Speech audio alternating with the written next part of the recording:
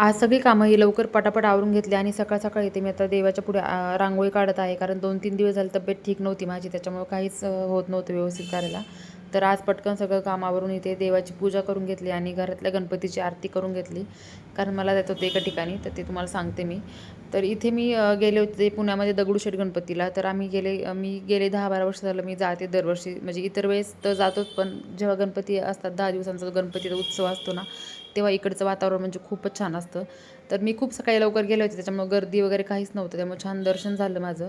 आणि त्याच्याच बॅक साईडला इथे ना हे फुलांचं जे मार्केट आहे ना, तर खूप छान म्हणजे भरपूर खूप व्हरायटी असतात इथे फुलांच्या आणि इतके फ्रेश फुलं होते ना, तर मग मी म्हटलं आपल्या घरातल्या पण देवासाठी मला फुलं वगैरे घ्यायचे होते, दुर्वा आणि फुलं. तर मी ते एक्स्ट्राचेच घेऊन ठेवले त्या थोडेसे, कारण इथे छान मिळत होते.